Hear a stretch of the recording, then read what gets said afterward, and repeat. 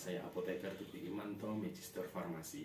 Saya dosen di Departemen Farmasetika dan Teknologi Farmasi, Fakultas Farmasi Universitas Muhammadiyah Surakarta. Fokus keilmuan saya yaitu bidang formulasi sediaan solid yang spesifik pada formulasi tablet dan formulasi implan serta pengembangan ke skala nanoteknologi. Pada kesempatan kali ini, izinkan saya untuk menjelaskan salah satu mata kuliah yang saya ampu, yaitu mata kuliah formulasi teknologi sediaan solid.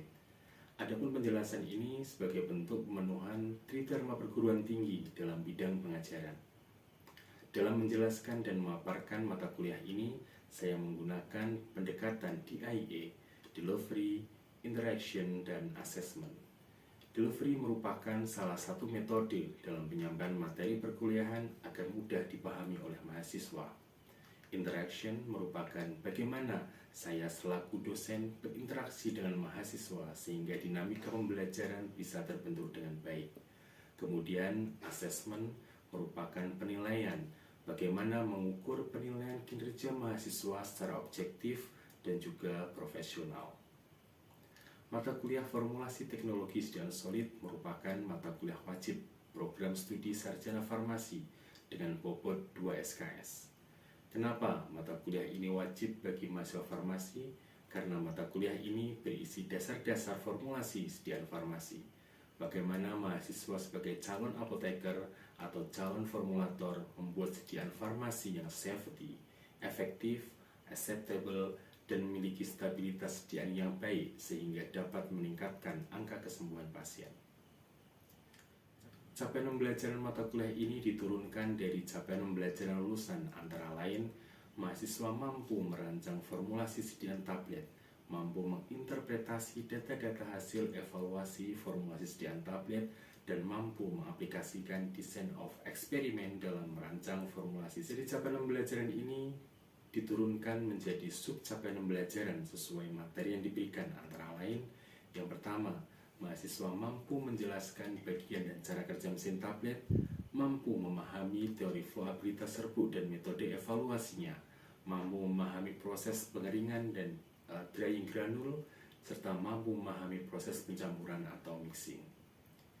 Yang kedua, mahasiswa mampu memahami studi formulasi yang meliputi formula, metode, proses, peralatan, dan pengemasan dari sediaan tablet. Kemudian problem dalam proses pentabletan, metode pembuatan tablet, dan kontrol kualitas sediaan tablet. Sub capaian pembelajaran berikutnya yaitu mahasiswa mampu memahami studi formulasi yang meliputi formula, metode, proses, peralatan, dan pengemasan.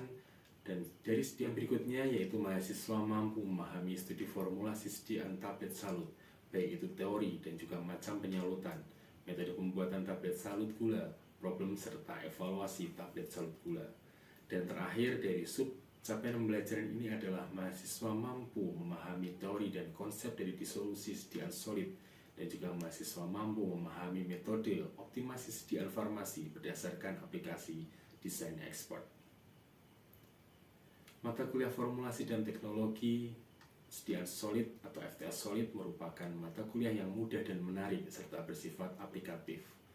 Sistem pembelajaran pada mata kuliah ini secara umum menggunakan strategi belajar aktif dengan pendekatan student centered learning dengan menggunakan metode pembelajaran problem based learning. Metode ini merupakan proses delivery yang memudahkan mahasiswa dalam memahami materi karena berdasarkan problem yang real yang terjadi di industri farmasi. Permasalahan formulasi yang terjadi di industri farmasi bisa dijadikan contoh problem yang nyata dan dapat dikaji bersama. Dalam metode pembelajaran ini, mahasiswa dituntut untuk aktif serta proses interaksi mahasiswa dan dosen dapat berjalan dengan baik. Keaktifan mahasiswa juga dapat dijadikan parameter dalam proses asesmen mahasiswa sehingga penilaian bisa objektif sesuai kemampuan mahasiswa dalam memahami materi perkuliahan. Learning Management System juga kami gunakan untuk melengkapi dalam proses delivery dan interaksi serta melakukan asesmen dalam perkuliahan ini. Aplikasi psikologi kami gunakan untuk memberikan materi perkuliahan dalam bentuk soft file yang bisa di-download oleh mahasiswa sehari sebelum proses perkuliahan dan juga untuk proses pembelajaran asinkron. Melalui psikologi, mahasiswa juga bisa memanfaatkan diskusi terkait dengan materi yang diberikan. jika ada hal yang belum difahami ketika pertemuan luring. Melalui forum diskusi di psikologi, mahasiswa tetap bisa berinteraksi dengan dosen pengampu mata kuliah tersebut. Berikutnya adalah proses asesmen pada mata kuliah ini didasarkan pada penilaian yang bersifat objektif berdasarkan unsur. Yang pertama adalah ujian tengah semester atau UTS, ujian akhir semester atau UAS, kuis atau tugas lainnya, serta kehadiran mahasiswa. UTS dan UAS merupakan penilaian dengan sistem tertulis baik soal MCQ ataupun esai dengan waktu maksimal 90 menit dengan bobot penilaian UTS sebesar 35% dan UAS 45%. Kuis atau tugas dengan bobot 20% diambil dari penugasan pada LMS Psikologi dan keaktifan mahasiswa pada saat diskusi atau pertemuan luring. Kemudian unsur penilaian terakhir yaitu kehadiran mahasiswa dengan bobot 5%. Demikian pemaparan mengenai mata kuliah formulasi teknologi sediaan solid. Berikutnya saya akan mempraktekkan proses pembelajaran perkuliahan di dalam kelas. Sekian, billahi fisabilil haq fastabiqul khairat. Wassalamualaikum. Bismillahirrahmanirrahim. Assalamualaikum warahmatullahi wabarakatuh. Waalaikumsalam warahmatullahi wabarakatuh. Gimana kabarnya hari ini? Terima kasih. Baik, pada pertemuan hari ini saya melanjutkan materi sebelumnya ya. Tapi sebelum kita mulai, kita berdoa dulu. Silahkan Mas Oki dipimpin untuk berdoa.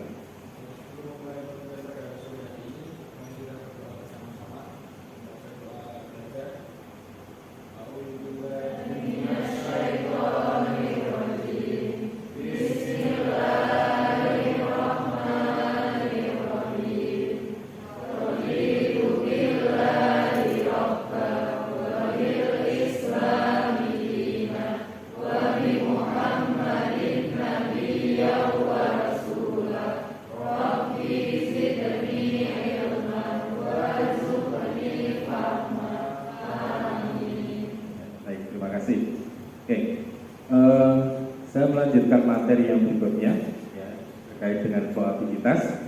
Untuk minggu kemarin sudah saya sampaikan definisi tablet, masih ingat ya, kemudian kekurangan dan kelebihan dari sediaan tablet ya.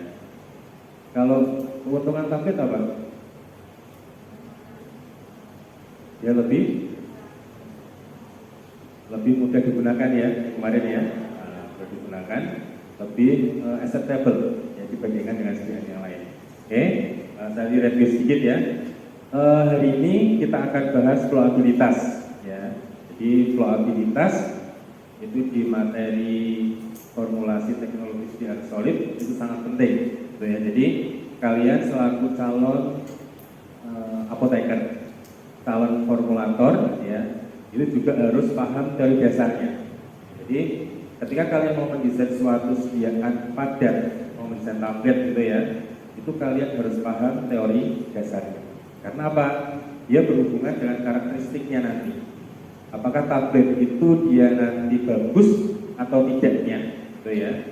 Apakah nanti zat yang dia dilepaskan dari tablet tadi itu dia memenuhi standar yang menurut parameter farmakope, itu adalah tanggung jawab dari seorang apoteker ya. Baik, ini akan saya sampaikan ya. Jadi ada 3 pokok bahasan.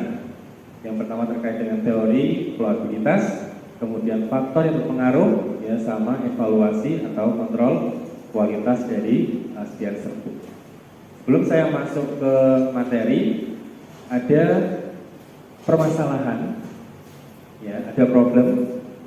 Problem ini biasanya muncul ya di industri farmasi ya. Saya bacakan ya. Jadi untuk problemnya, bagian penelitian dan pengembangan di industri farmasi melakukan formulasi sediaan tablet ketoprofen 100 mg.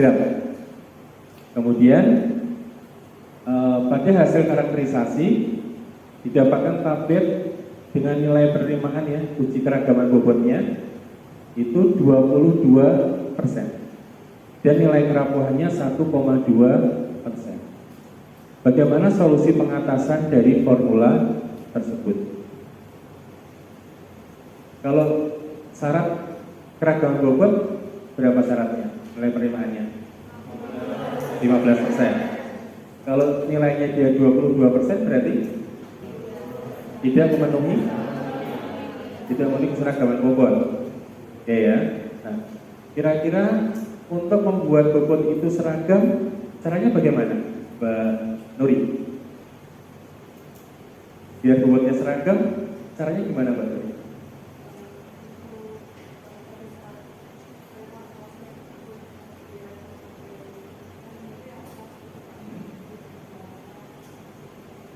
Oke. Kemudian terkait dengan tema hari ini, topik hari ini, flowability. Apa kira-kira?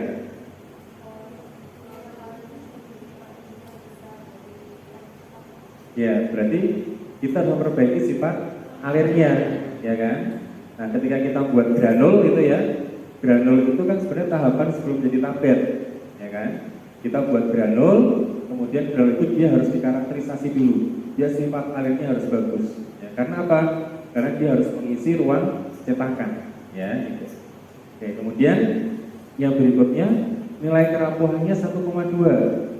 Kalau tablet itu punya nilai kerapuhan 1,2, menurut kalian bagaimana? Rapuh, ya. Jadi tidak hati saja yang rapuh, tapi tablet juga rapuh, ya. Nah, kalau rapuh kira-kira solusinya bagaimana? Apa yang mau kalian perbaiki? Ditambahkan bahan pengikat, ya. Kalau berkaitan dengan di tema ini, di topik ini, itu nanti kita bisa perbaiki kekokohan dari granulnya, ya. Penambahan bahan pengikat itu juga bisa ya, sehingga nanti kompresibilitasnya dia menjadi bagus, ya, seperti itu. Oke, ya, itu problemnya. Jadi flowabilitas itu penting dengan tujuan memperbaiki bobot, ya, keragaman bobot, dan juga memperbaiki kerapuhan juga bisa, ya. Yang jelas ketika sifat alir itu bagus, nanti hubungannya adalah ke efek terapinya, dia menjadi sama karena bobotnya sama, seragam gitu ya, kemudian kandungannya juga seragam, ya, seperti itu.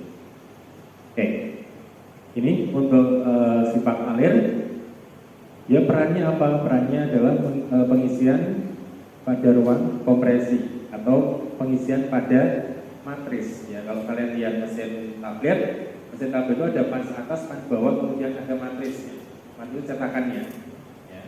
Jadi ketika sifat alirnya bagus, pengisian ke ruang cetakan itu juga dia konstan, ya, dia bagus. Sehingga apa? Harapannya nanti ini, kalau dia fluid dasar serbuknya itu bagus, ya, keragaman bobot dia juga bagus, keseragaman kandungan dia juga bagus, keseragaman efek terapi dia juga sama, ya. Jangan sampai nanti ada obat itu satu batch misal ya, sekali produksi itu efeknya beda-beda. Kalau efeknya beda-beda berarti apa? Kandungannya dia tidak seragam. Tidak seragam akibat apa? Akibat fluiditas serbuknya dia jelek, ya, seperti itu. Kemudian kalau di kapsul juga sama, ya, pengisian ke cangkang kapsulnya, ya. Kemudian kalau misalnya juga sama. Jadi pengisian ke saset ini juga pengaruh juga. Pengaruhnya di mana? Di keragaman bobotnya juga, ya, gitu. Jadi penting buat kalian pelajari flowabilitas, ya, seperti itu. Oke, untuk teori dasarnya ini, ya, jadi ada ini semisal hopper, ini ya, kemudian ini ada partikel granul, ini partikelnya ya. Jadi partikel granul itu macam-macam. Kita bisa perbaiki sifat alir granul, ya, dengan cara apa saja?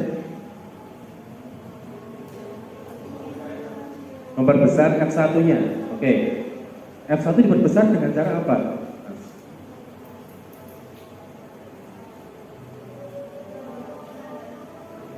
Penambahan massa granul. Oke, ya, berarti kita bisa menambahkan bahan pengisi, ya, sehingga bobotnya dia bertambah. Ya, kalau bertambah dia otomatis kemampuan turunnya dia juga akan misalkan terpengaruh gravitasi, ya, seperti itu.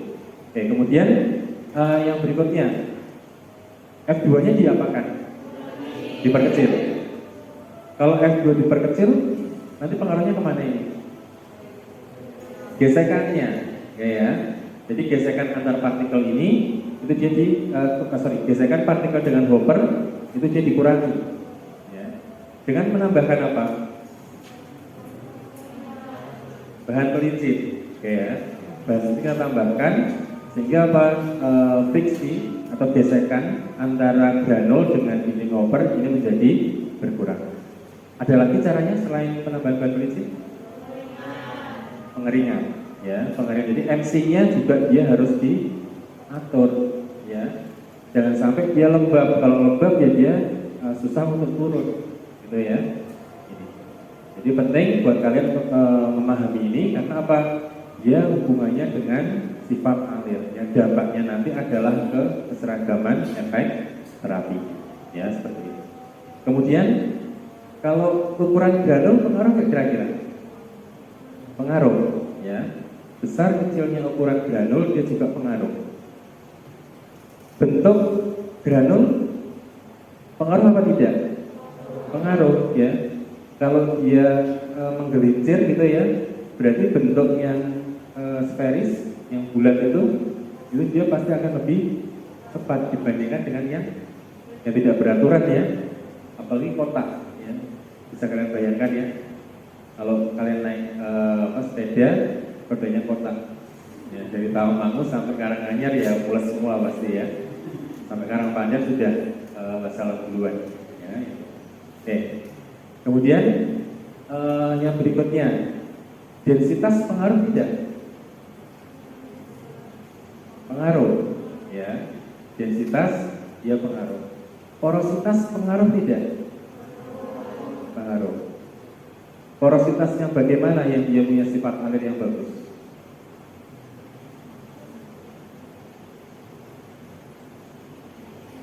Kalau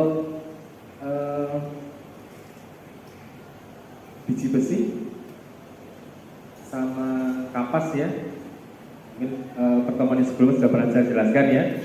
Ada biji besi sama kapas.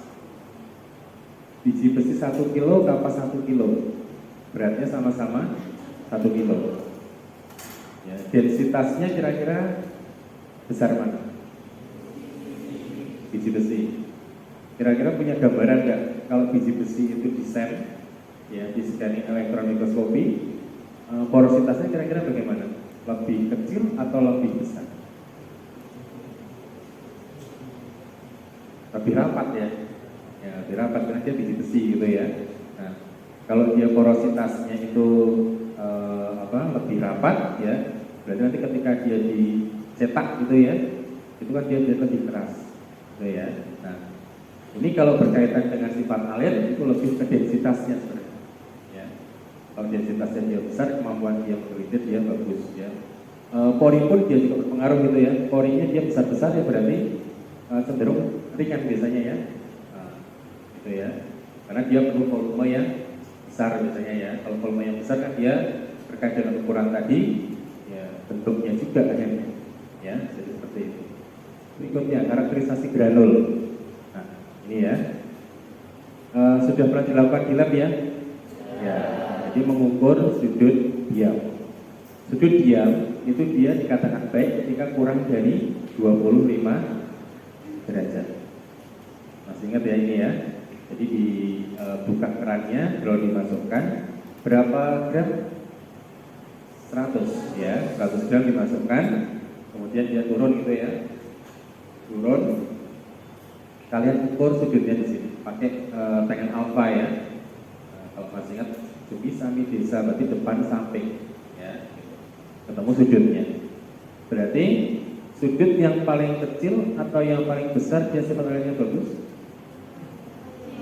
Yang paling kecil ya. Kalau kalian di sini, kalau dia sudut yang paling kecil berarti kan dia diameternya akan semakin lebar. Berarti kemampuan dia menggelincir itu dia akan semakin besar ya, semakin bagus. Berarti kalau memperbaiki sifat alir dengan menambahkan bahan pelicin atau mengeringkan granul itu ya, dia akan semakin lebar ya, sifat alirnya dia semakin bagus sehingga apa? Harapannya ketika dia mengisi ke matrisnya atau ruang cetakannya itu dia lebih seragam ya, seperti itu. Oke. Kemudian ada lagi pengukuran densitas atau kerapatan. Ini juga penting ya. Karena tadi seperti biji besi contohnya ya, dia densitasnya besar, sehingga apa, dia mudah untuk turun. Nah, mengukurnya bagaimana? Masih ingat ya? Dengan menggunakan apa? Gelas ukur. Ya, gelas ukur, dimasukkan granulnya. Granulnya berapa? 100 gram. Jadi granulnya 100 gram. Kemudian dimasukkan ke gelas ukur. Ada syaratnya berapa? Syaratnya dia harus lebih dari 60% kan? Ya, berarti lebih dari 150. Ya, sebagai contoh dia 180 lah, ya. Ditambahkan dia 100 gram. Berarti densitas ruangannya berapa? Masih ingat satuannya? Gram per mili. Berarti 180 per 100. Balik. 100 gram per 180 mili. Kemudian berapa? 0,5 sekian gitu ya. Ya. Itu densitas ruangan. Kemudian selain densitas ruangan ada lagi densitas mampat kan. Kalau densitas mampat berarti granul yang tadi dimasukkan ke dalam corong tadi ke dalam gelas ukur itu dimapatkan, ya, dimapatkan. Ada berapa pengetukan? 0, 10, 500, 12, 50, ya, gitu. Jadi dia diketuk sampai konstan. Kemudian ada volume akhir, masih ingat ya? Volume akhir itu volume yang bagaimana? Gimana, Mbak?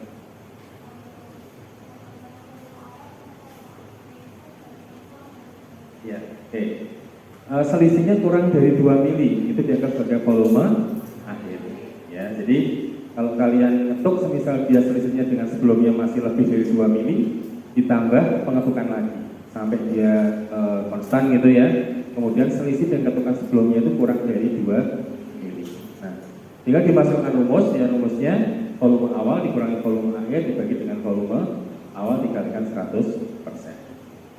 Nah, kalau semisal ini contohnya, ini semisal setelah diketuk dia ketemunya 130. 130 itu sebagai PF-nya sudah konstan. Berarti densitas mampatnya berapa?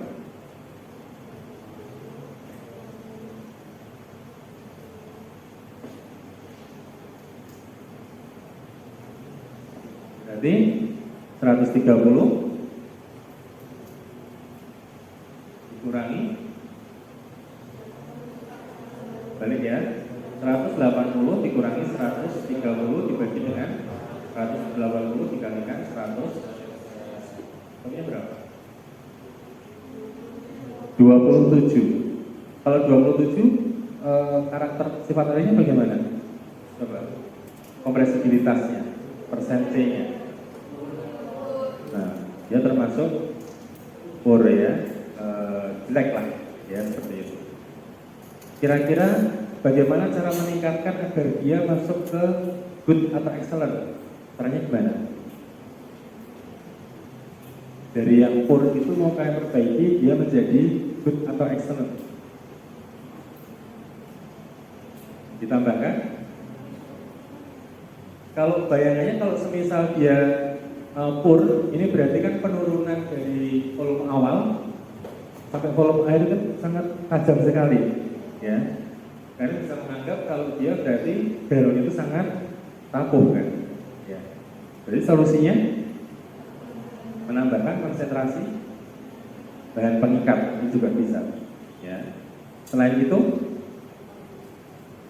pengeringan juga hati-hati, ya, jangan sampai dia terlalu kering, ya, jangan sampai nanti MC-nya itu 0, ya, karena kalau MC-nya 0 berarti kan granulnya itu dia bisa rapuh juga kalau di tap, ya, dia bisa turun dengan drastis, ya seperti itu. Oke, kemudian ada lagi parameter untuk densitas mampat, ini menggunakan rasio Shorter. Rasio Shorternya P0 dikurangi E dibagi PF, ya. Sudah itu aja, kemudian dimasukkan di sini, ya. Kira-kira dia karakternya seperti apa? Kalau dari sini, kira-kira rasio Shorternya berapa? 180 dibagi dengan 130. Ketemunya 1,38. Ya sama, ya. Bor juga. Itu ya. Jadi kalau kalian mendesain formula, ya, alangkah baiknya itu ya, kalau buat granul itu menggunakan optimasi, ya, desain expert ya, seperti yang sudah pernah kalian lakukan di lab, ya. Kita kan punya desain expert yang baru, ya. Jadi dibuat beberapa formula berdasarkan hasil desain expertnya tadi. Kalau pencampuran bahan itu kita menggunakan simplex practice design, ya. Nanti ke beberapa formula, kemudian kalian buat granul, tiap granul dikarakterisasi. Jadi nanti akan ketemu kira-kira granul itu yang paling optimum itu pada bahan pengikat berapa, misalnya, itu bisa. Ya. Jadi seperti itu. Ada pertanyaan sampai sini? Belum. Paham ya? Kalau semisal ada pertanyaan langsung aja, ya nggak usah nunggu di ujung. Nah ini faktor berpengaruh pada fluiditas. Ukuran partikel, ya ini sudah saya sampaikan tadi ya. Ini besar ketika dia pengaruh. Distribusi ukuran partikel juga pengaruh ternyata. Jadi partikel yang dia distribusinya jelek itu ya, ada yang besar dan yang kecil. Ya. Itu kalau dicetak biasanya dia keragaman bobotnya dia jelek. Ya. Sehingga apa, kita harus pastikan distribusi ukuran partikelnya itu baik. Ukurannya dia seragam. Kemudian bentuk partikel tadi, ya, antara bulat, ya bertekstur, itu dia juga berpengaruh. Kemudian kerapatannya, ya, bulk density-nya, ini juga penting karena pengaruhnya nanti ke sifat alir kan. Kalau dia semakin tinggi bulk density-nya, kemampuan dia mengalir itu akan semakin bagus. Porositas juga sama, ya. Dia porositasnya besar sama porositas kecil, itu dia juga pengaruh, ya. Karena apa, porositas besar biasanya dia punya cenderung ringan, gitu ya. Jadi ketika dia dicetak, ya udah rapuh, ya, itu juga bisa, gitu ya. Kemudian ada lagi kandungan lembab. Ya. Yang terakhir, ini kondisi percobaan ya, handling atau proses kondisi. Jadi ketika kita mengerjakan, itu di handlingnya kurang tepat atau apa gitu ya, sehingga nanti bisa pengaruh ke sifat alir. Itu ada pertanyaan sampai sini? Belum ada ya. Ini referensi yang saya gunakan ya. Jadi di Pharmacope edisi 6 20 ini yang terbaru, sama di USB 1174. Ya, coba nanti kalian bisa download materi, sudah saya share di kasih pertanyaan. Mungkin untuk pertemuan kali ini saya cukupkan. So nanti kita bertemu lagi di minggu depan ya dengan materi mixing. Oke ya. Jika ada pertanyaan di luar kuliah ini, silahkan kalian bisa masuk ke forum diskusi psikologi ya, ataupun di grup WA ya. Nggak usah sungkan, Pak tanya masalah probabilitas, kalian dengan saja di grup ya. Nanti akan saya jawab. Itu saja. Kurang lebihnya mohon maaf ya. Kita akhiri dengan bacaan hamdalah bersama. Alhamdulillah. Sekian. Assalamualaikum warahmatullahi wabarakatuh.